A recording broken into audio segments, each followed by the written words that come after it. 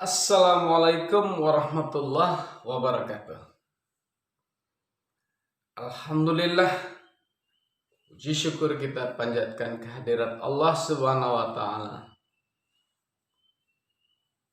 atas nikmat, atas karunia, atas hidayah, atas nikmat kesehatan, atas nikmat rizki yang tidak terhikur dan tidak terhingga pada diri kita, sehingga kita dapat bertemu kembali pada kesempatan kali ini. Salawat dan salam kita haturkan kepada junjungan kita Nabi besar Muhammad sallallahu alaihi wasallam, kepada para sahabat dan kepada para pengikutnya, kepada para umatnya sampai akhir zaman. Puji syukur kita hari ini bertatap muka kembali pada kajian metodologi studi Islam.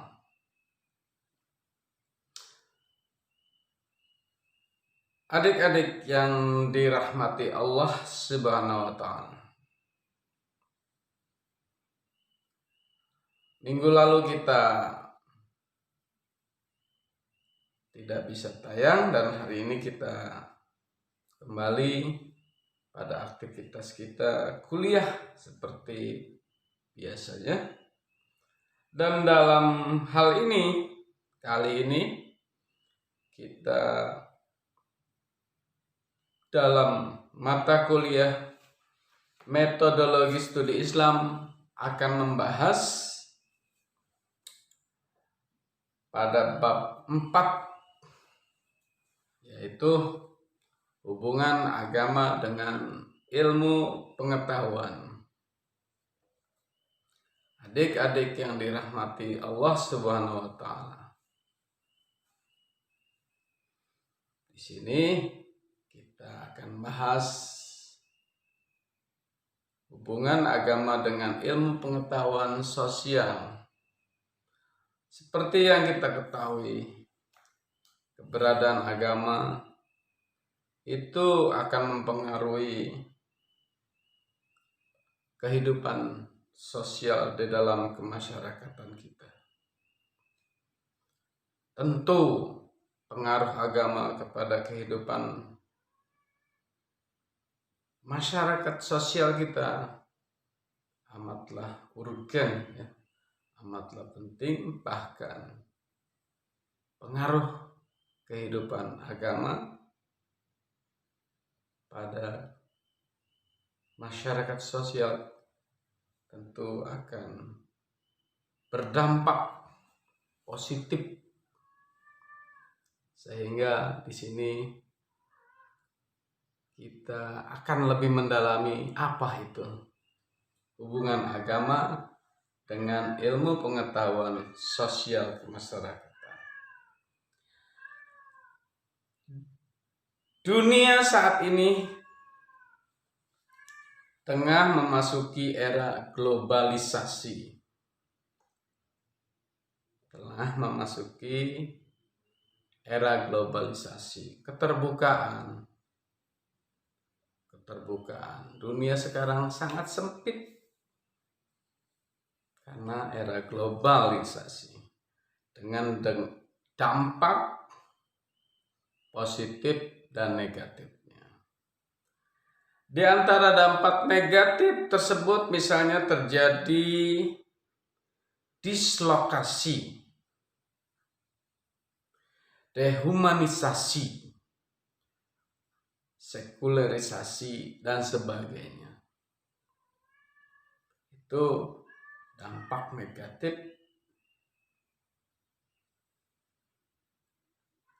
dari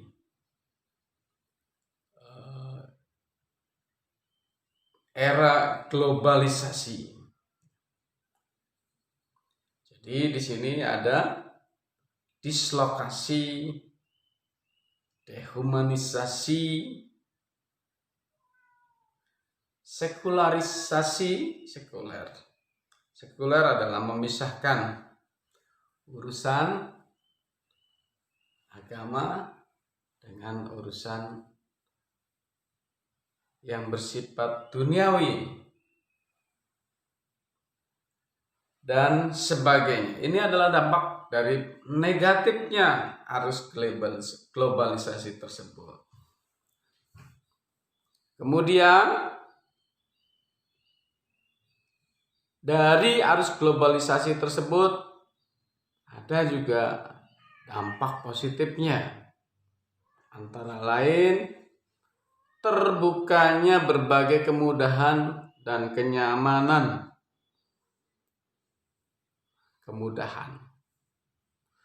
Kita mudah berkomunikasi. Sekarang ya, pengen makan, kita tinggal memesan makanan lewat online. Itu adalah salah satu dampak positif dari arus globalisasi. Kemudian di sini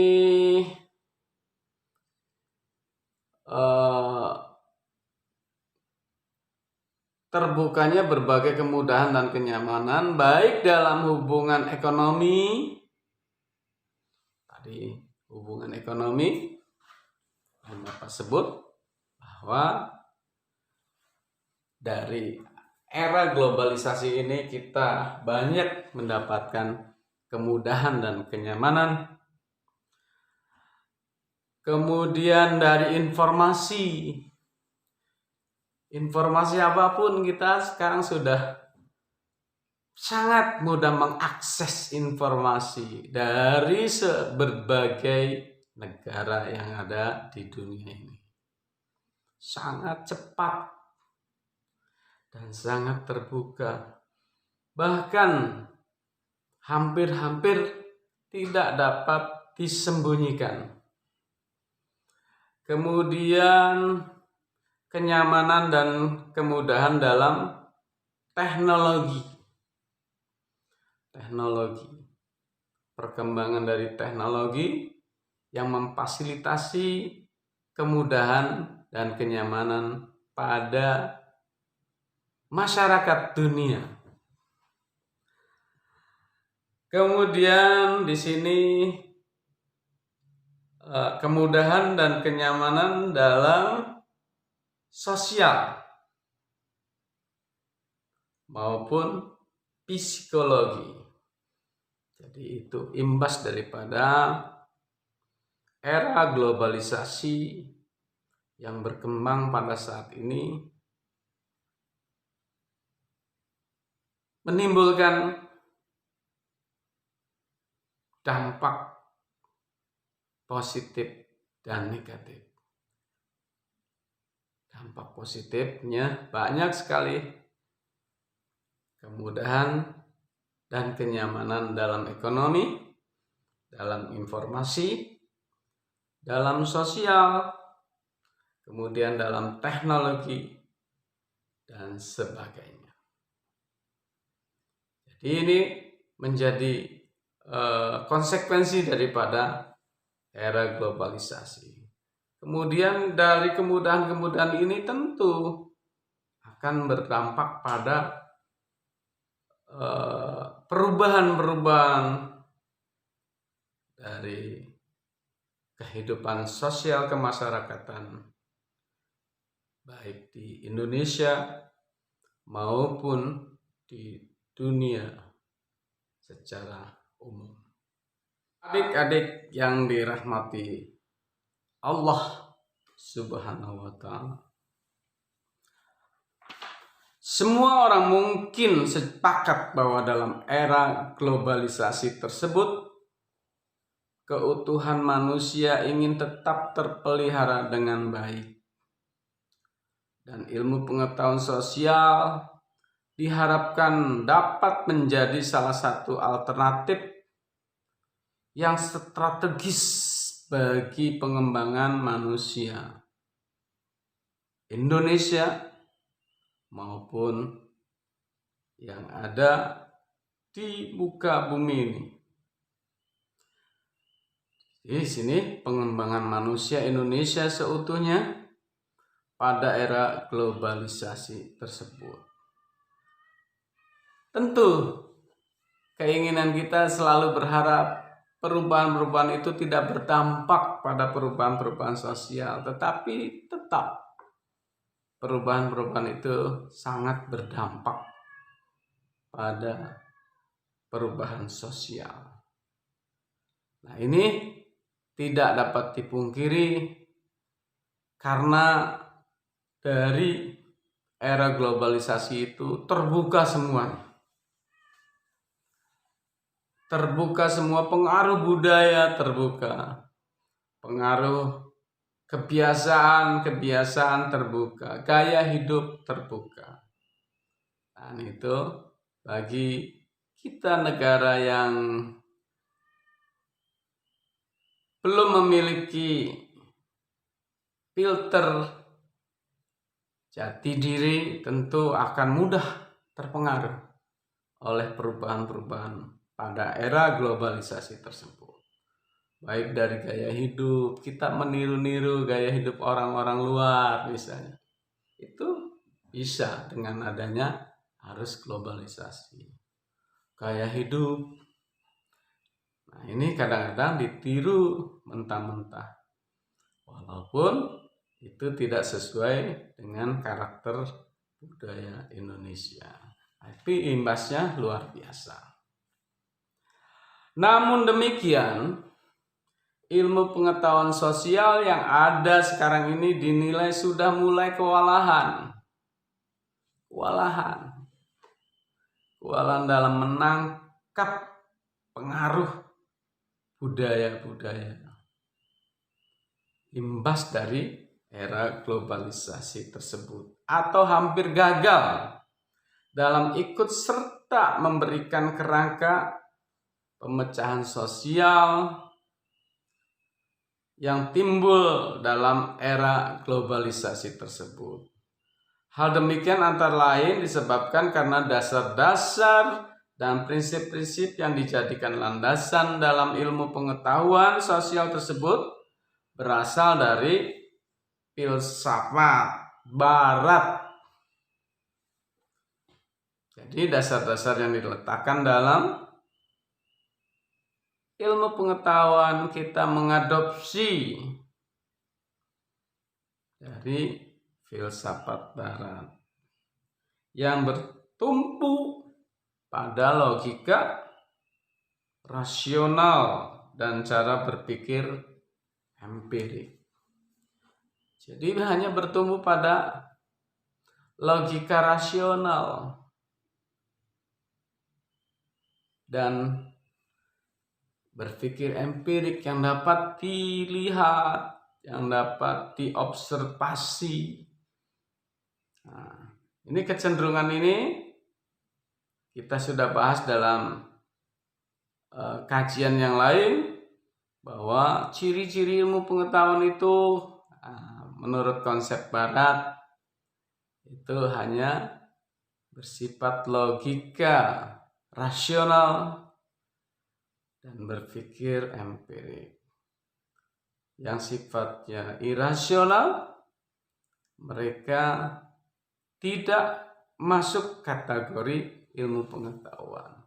Jadi ini nanti pengaruhnya dari filsafat Barat tersebut, pengaruhnya imbasnya kalau cara berpikir kita hanya rasional dan berpikir empirik, maka keyakinan terhadap keberagaman semakin terancam.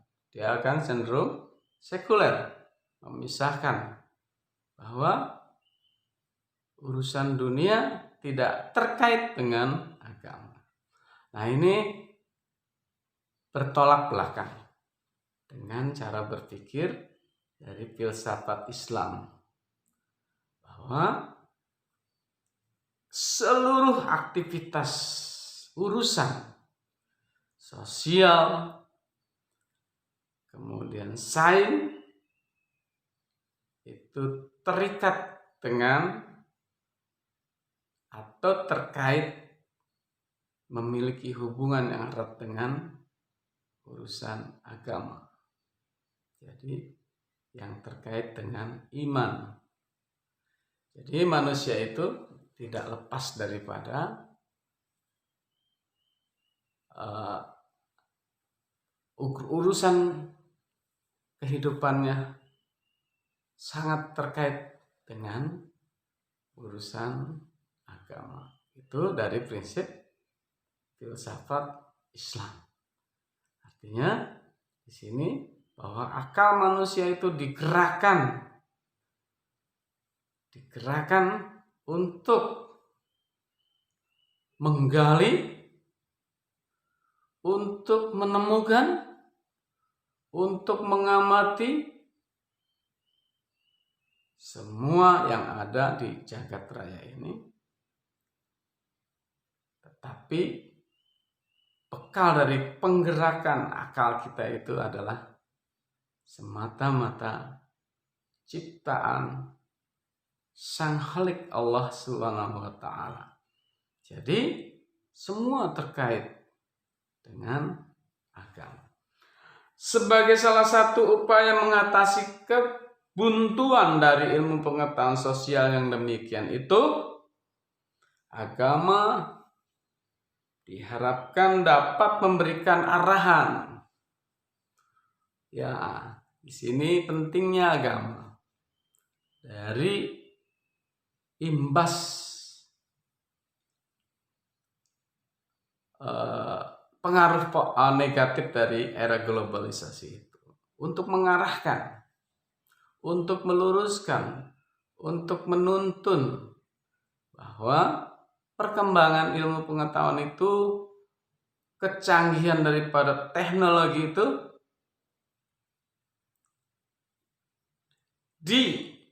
diakui dalam agama.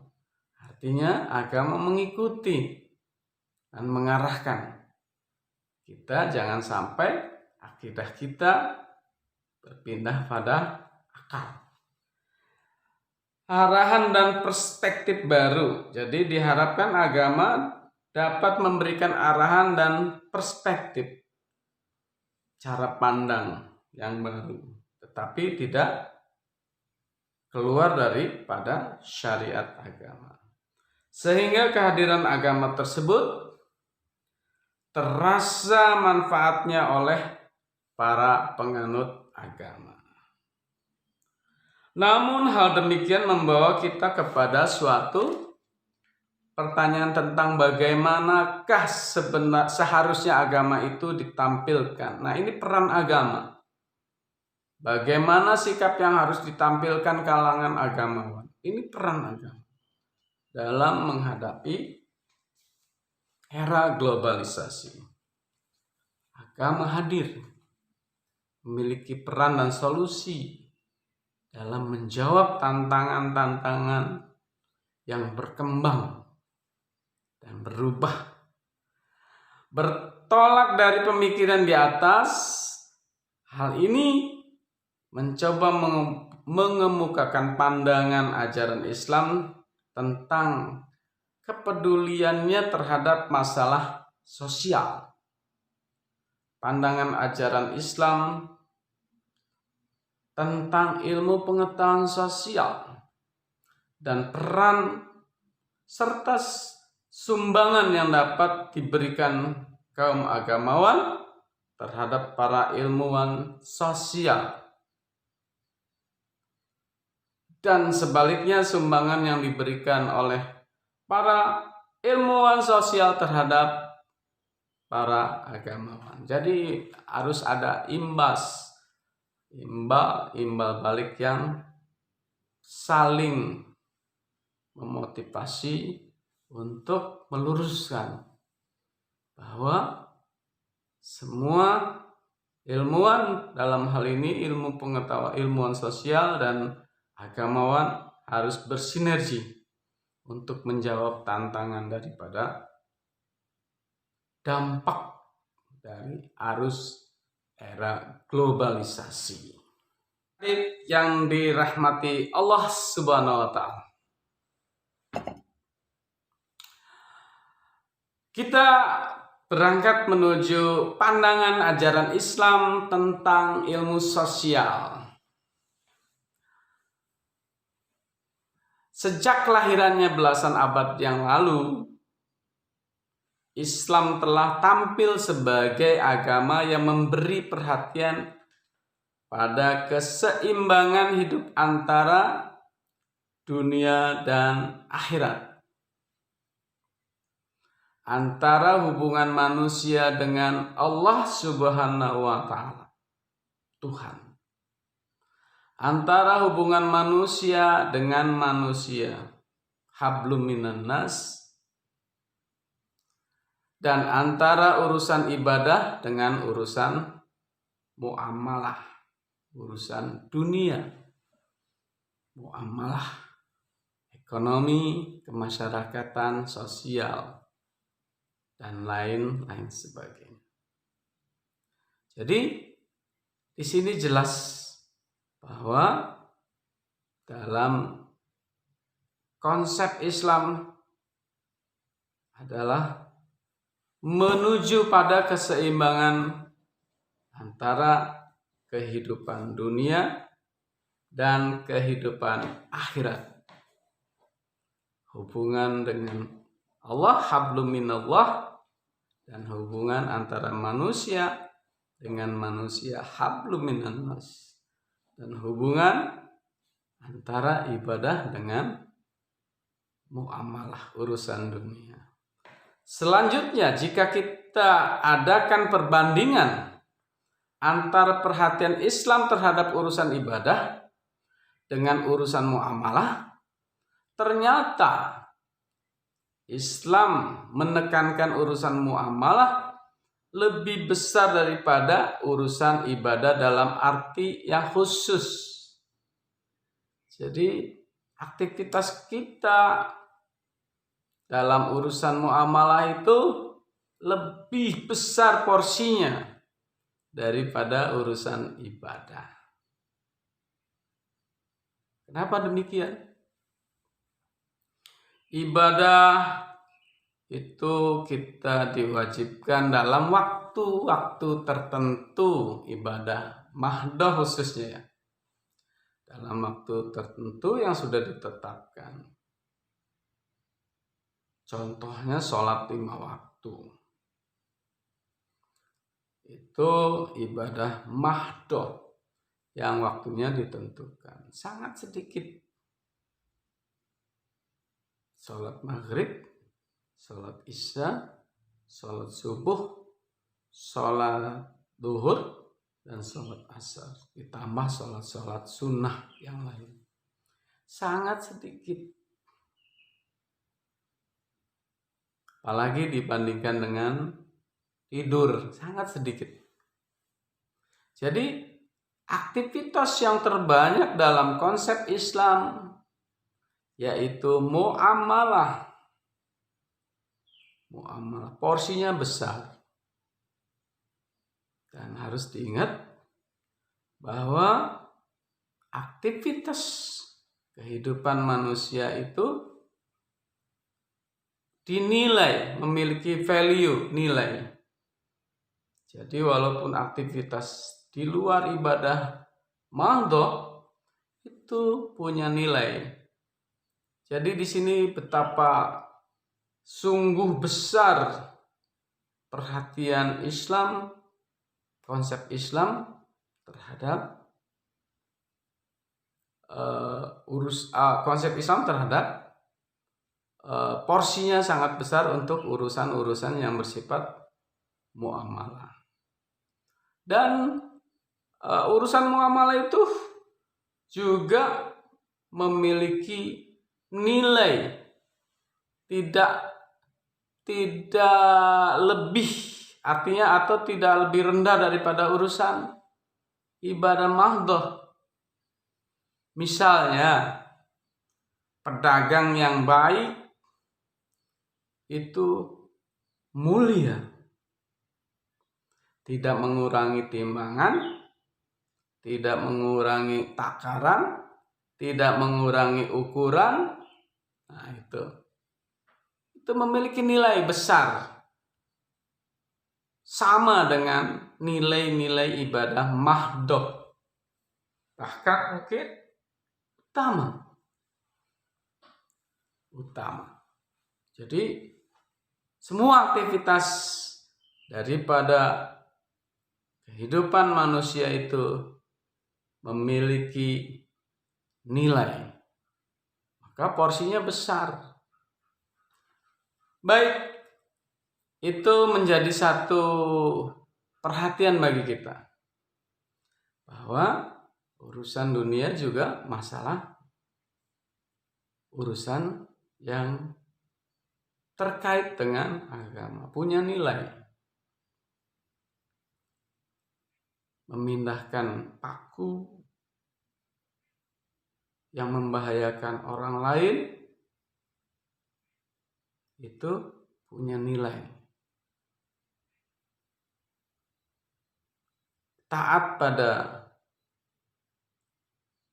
ketentuan ibadah yang sudah ditentukan Allah itu juga punya nilai.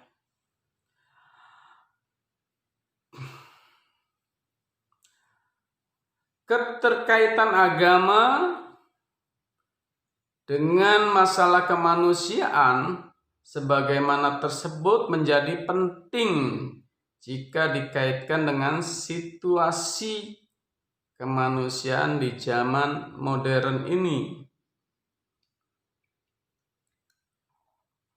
Kita mengetahui bahwa dewasa ini manusia menghadapi berbagai macam persoalan yang benar-benar membutuhkan pemecahan segera. Kadang-kadang kita merasa bahwa situasi yang penuh dengan problematika di dunia modern justru disebabkan oleh perkembangan pemikiran manusia sendiri.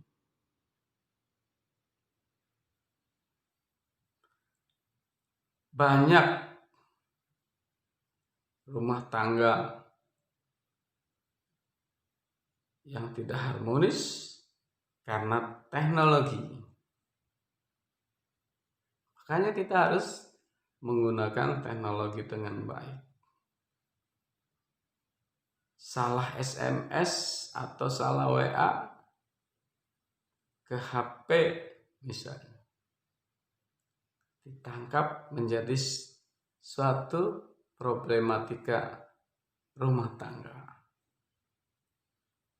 Jadi itu imbas daripada itu harus kita pecahkan.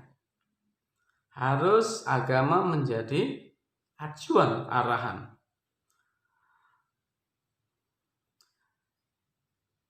Di balik kemajuan ilmu pengetahuan dan teknologi, dunia modern sesungguhnya menyimpan suatu potensi yang dapat menghancurkan martabat manusia.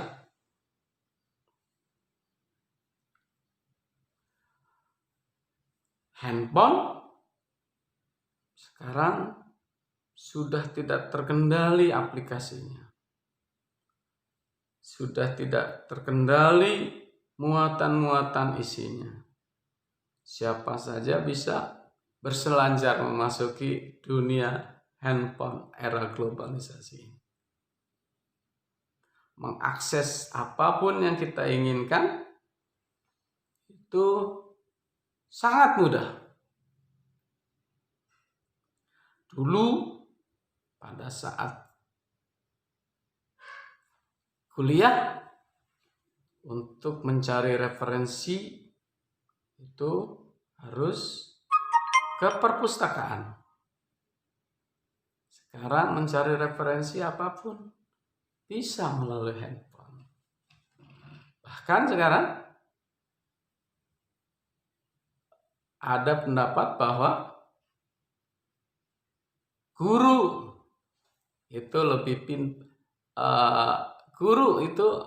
tidak lagi menjadi sumber kepintaran.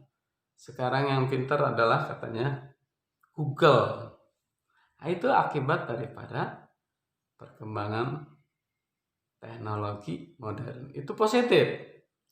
Tetapi negatifnya, kalau di dalam handphone ada hal-hal yang negatif dan kadang-kadang itu paling disukai. Ya, kita akui itu adalah imbas dari problematika yang terjadi pada arus modern. Manusia. Di sini umat manusia telah berhasil mengorganisasikan ekonomi. Secara ekonomi, perkembangan ekonomi pada masa ini mungkin lebih baik, jauh lebih baik daripada masa dulu. Sudah berhasil. Kemapanan sudah berhasil. Banyak menciptakan orang-orang yang sukses luar biasa secara ekonomi, sukses secara finansial. Itu juga menjadi keberhasilan daripada perkembangan. Kemudian di sini struktur politik, kemudian serta membangun peradaban yang maju untuk dirinya sendiri. Tapi pada saat yang bersamaan, kita juga melihat bahwa umat manusia telah menjadi tawanan dari hasil ciptaannya sendiri. Tawanan. Kita bangun tidur, bukan langsung membuka Al-Quran. Kita bangun tidur langsung membukanya handphone. Sebagian besar waktu kita habis di handphone. Lain halnya kalau kita sekarang sedang membahas kajian ini bermanfaat. Tapi waktu kita kebanyakan habis untuk melihat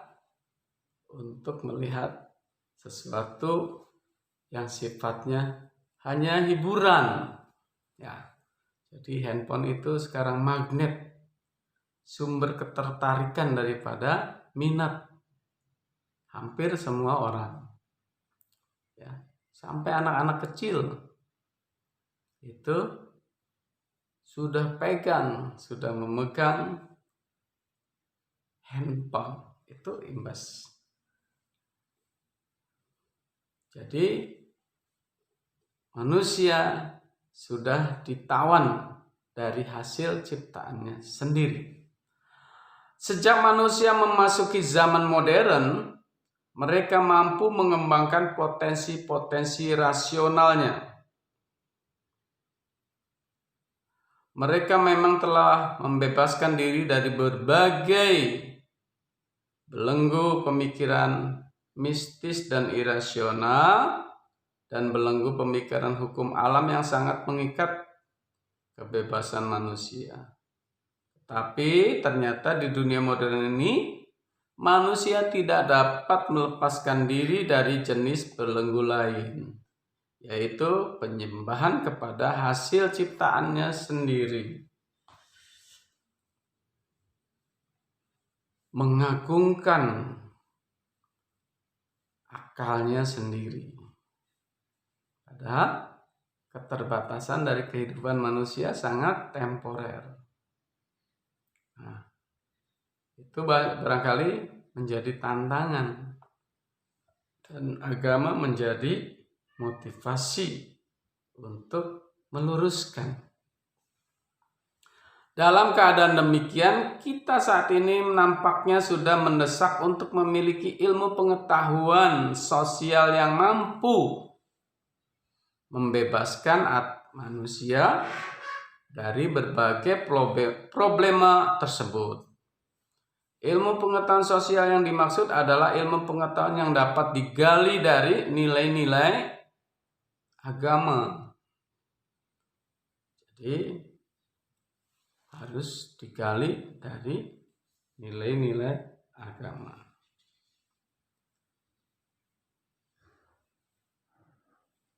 Jadi betapa besar problematika daripada arus modern terhadap perubahan-perubahan sosial, terhadap gaya hidup masyarakat itu luar biasa. Kalau tidak kita memiliki fondasi, tidak memiliki rem, tidak memiliki arahan dari agama, tentu kita akan lepas kendali.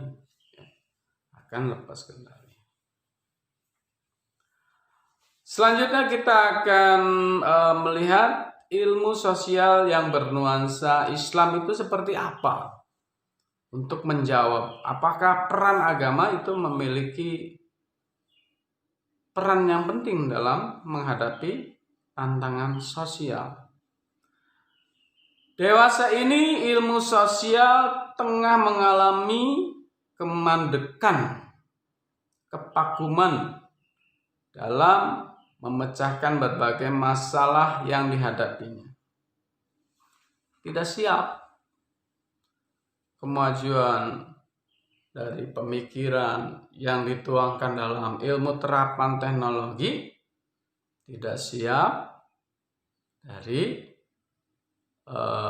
perubahan sosial, dan ini menjadi PR berat bagi ilmu pengetahuan sosial. Imbas-imbas dari teknologi, imbas dari arus era globalisasi itu harus dapat ditangkap, harus dapat diluruskan dari kajian-kajian sosial.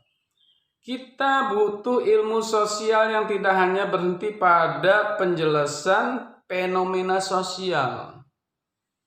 Kalau masyarakat seperti ini, maka hasilnya seperti ini. Tidak dapat seperti itu saja.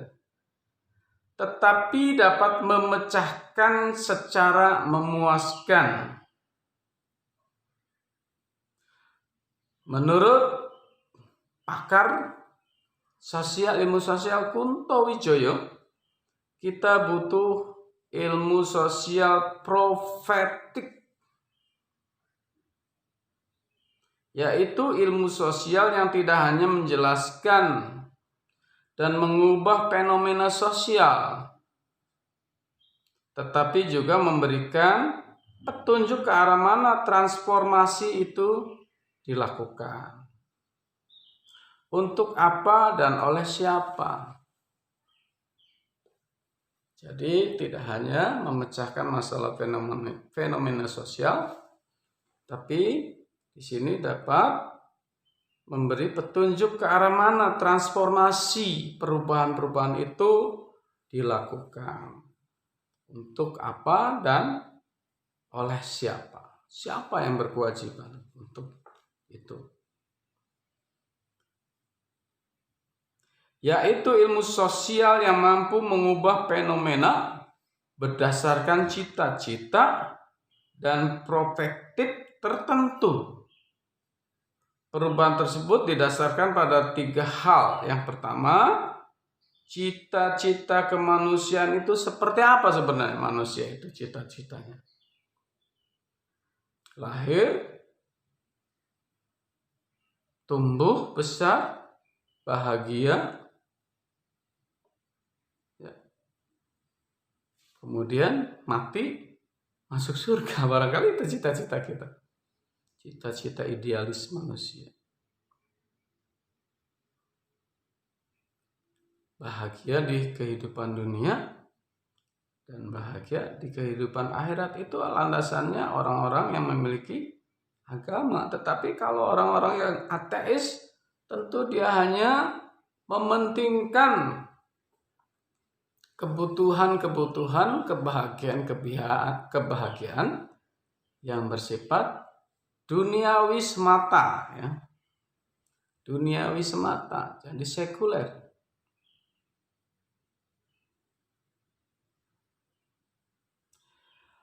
Jadi yang pertama tadi adalah cita-cita kemanusiaan itu sendiri apa.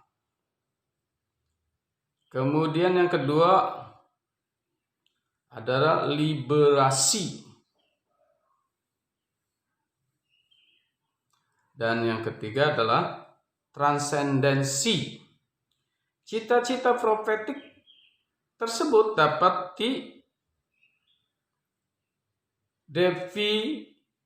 diderivasikan dari histori Islam sebagaimana terkandung dalam ayat 110. Artinya dijelaskan dari misi historis Islam sebagaimana terkandung dalam ayat 110 surat Al-Imran, yang artinya sebagai berikut.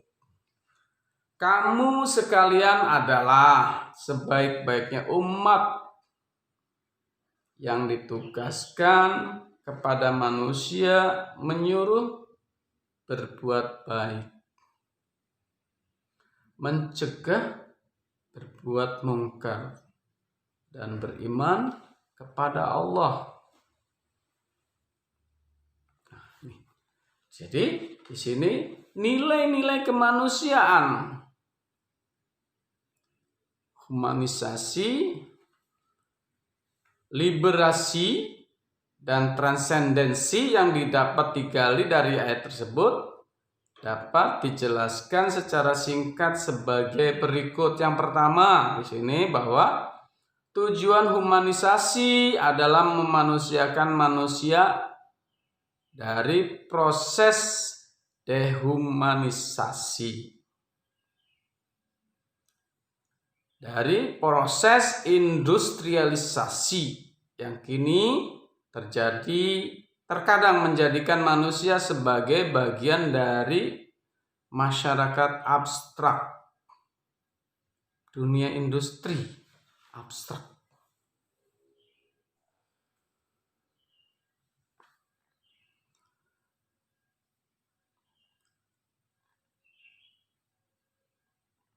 Terus di sini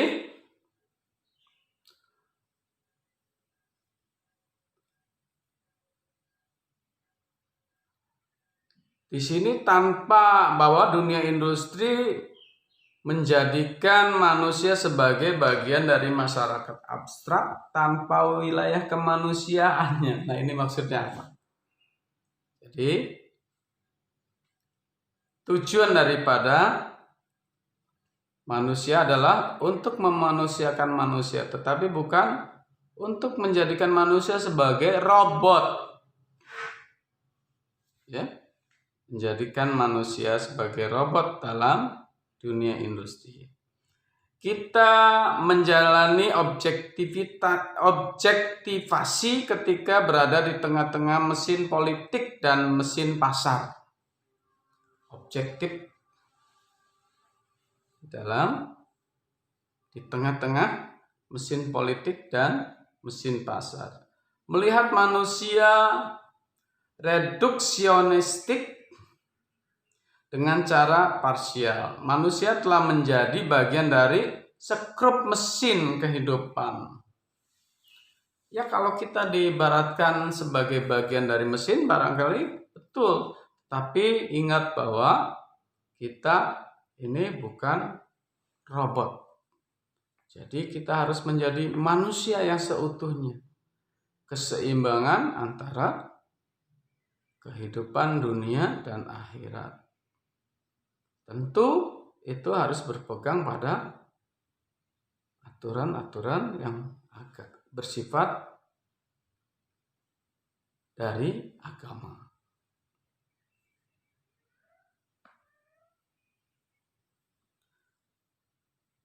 Sementara itu tujuan liberasi adalah pembebasan manusia dari kungkungan teknologi. Pembebasan manusia dari kungkungan teknologi. Jadi handphone harus kita pergunakan sebaik-baiknya, bukan untuk disalahgunakan. Pemerasan kehidupan, menyatu dengan orang miskin yang tergusur oleh kekuatan ekonomi raksasa dan berusaha membebaskan manusia dari belenggu yang kita buat sendiri, dari belenggu akibat daripada pemikiran, ciptaan ilmu yang dibuat oleh manusia sendiri membelenggu. Kita harus bebas. Selanjutnya, tujuan dari transendensi adalah menumbuhkan dimensi transendental dalam kebudayaan. Kita sudah banyak menyerah kepada arus hedonisme. Jadi budaya itu kita sudah tergerus dengan arus hedonisme, gaya hidup, cinta dunia, hubbud dunia. Hedonisme itulah menjadi mengikat, menjadi tujuan, bukan menjadi fasilitas. Bahwa finansial itu adalah untuk fasilitas, bukan untuk menjadi tujuan. Hedonisme, cinta dunia, materialisme, semua diukur dengan materi. Dan budaya dekaden lainnya, semua diukur dengan materi. Dan kita tidak dapat memfilter budaya-budaya yang memang tidak pas dengan budaya-budaya kita, apalagi konsep-konsep agama.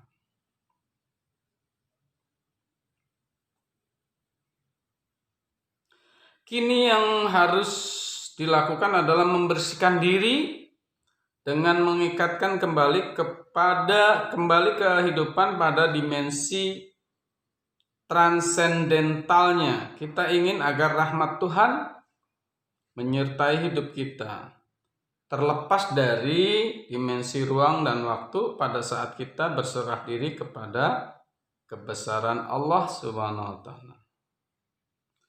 Jadi ini intinya, bahwa kita harus dapat menggali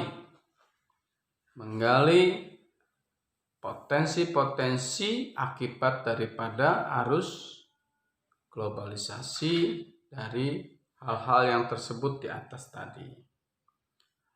Nah, di sini dengan ilmu sosial profetik ini, kita ingin melakukan reorientasi terhadap epistemologi, orientasi terhadap mode of thought, dan mode of inquiry, yaitu suatu pandangan bahwa sumber ilmu bukan hanya berasal dari rasio, sumber ilmu bukan berasal dari akal dan empirik sebagaimana yang dianut dalam masyarakat barat, tetapi juga sumber ilmu itu juga ada dari wahyu, dari wahyu. Ilmu sosial demikian, maka umat Islam akan dapat meluruskan gerak langkah perkembangan ilmu pengetahuan yang terjadi saat ini dan juga dapat meredam berbagai kerusuhan sosial dan tindakan kriminal lainnya. Jadi imbas daripada problematika sosial ini banyak sekali. Jadi banyak sekali. Yang saat ini banyak mewarnai kehidupan. Di mana di sini fenomena kerusuhan di sini akibat daripada imbas sosial. Tindakan kriminal itu adalah imbas sosial. karena faktor sosial, banyaknya kriminal, tentu di situ adanya kemiskinan, menimbulkan banyak kriminal.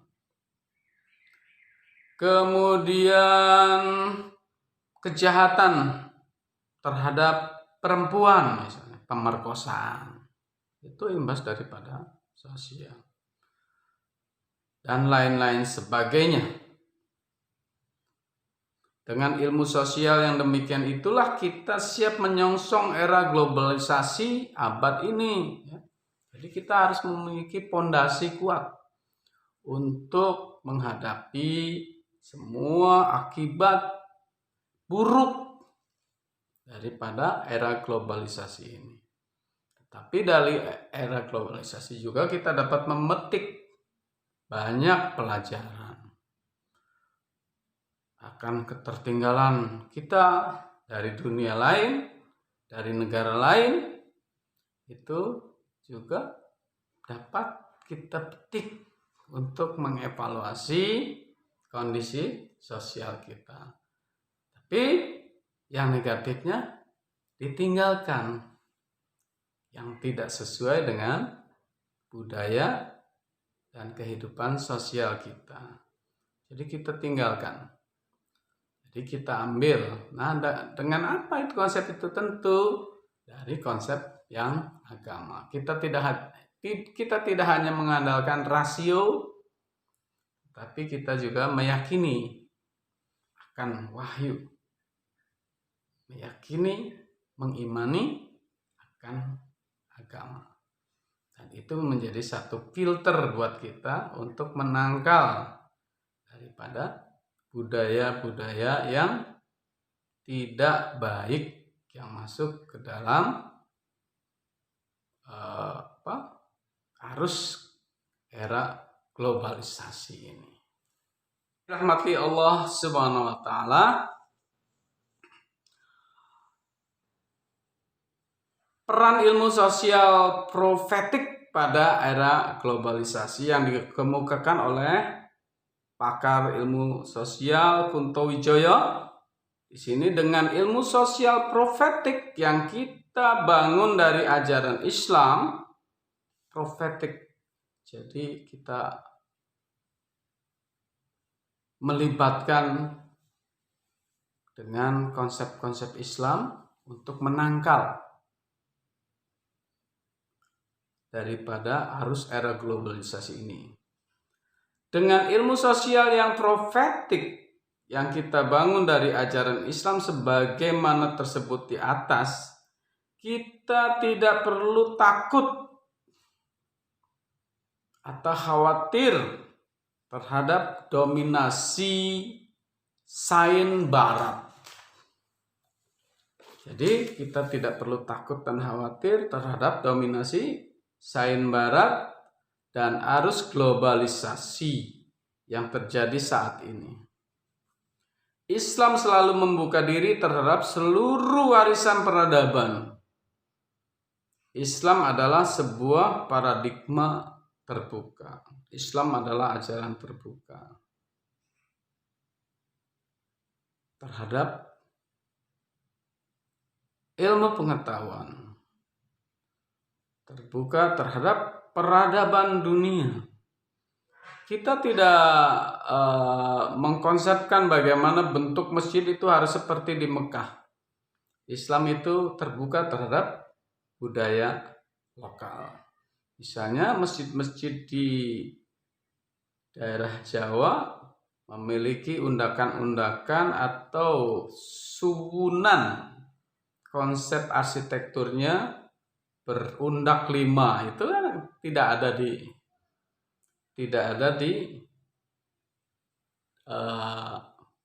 arsitek Arab misalnya. Jadi keterbukaan terhadap budaya,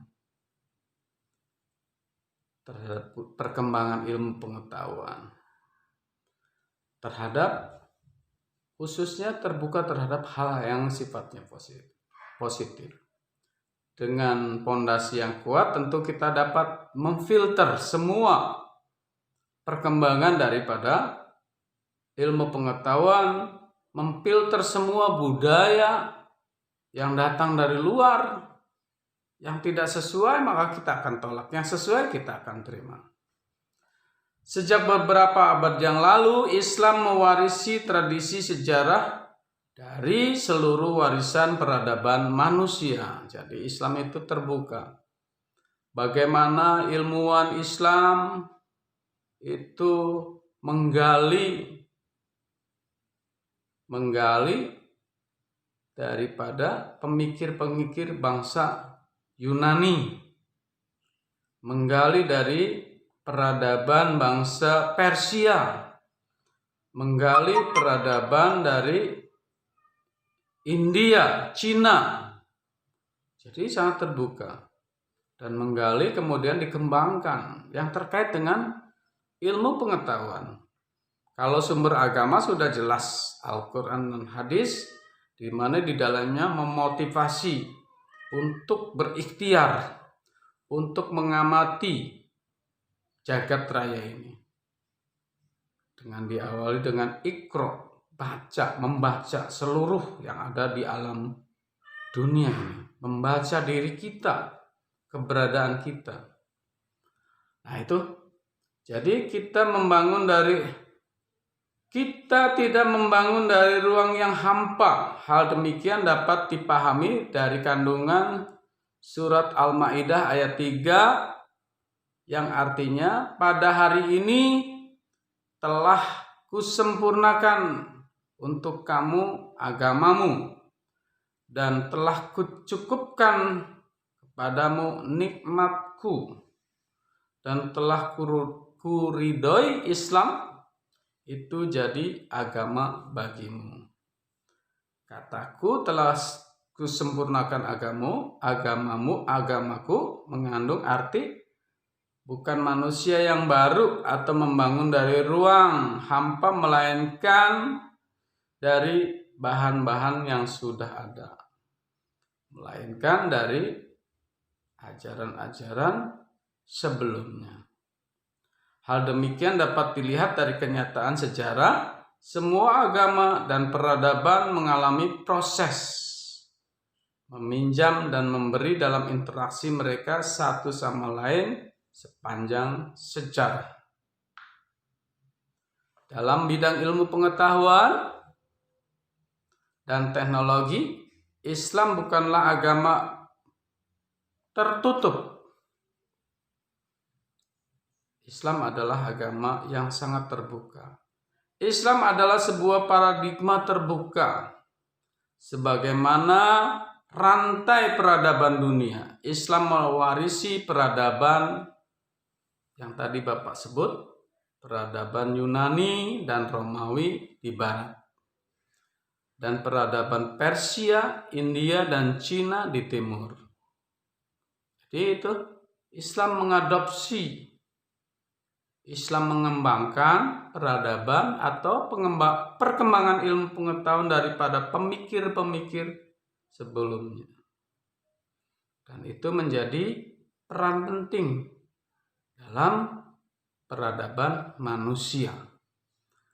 Di sini tampak sekali bahwa Islam adalah agama yang sangat terbuka, tetapi juga memiliki filter yang kuat untuk menyaring apakah sesuai dengan konsep Islam atau tidak. Utamanya dalam budaya.